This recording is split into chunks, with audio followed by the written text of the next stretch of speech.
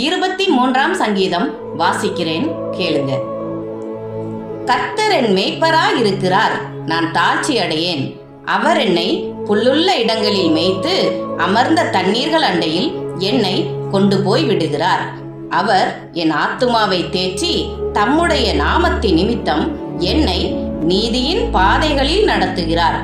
நான் மரண இருளின் பள்ளத்தாக்கிலே நடந்தாலும் பொல்லாப்புக்கு பயப்படேன். தேவரீர் என்னோடே கூட இருக்கிறீர். உமது கோலும் உமது தடியும் என்னை தேற்றும். என் சத்துருக்களுக்கு முன்பாக நீர் எனக்கு ஒரு பந்தியை ஆயத்தப்படுத்தி என் தலையை எண்ணெயால் அபிஷேகம் பண்ணுகிறீர். என் பாத்திரம் நிரம்பி வழிகிறது.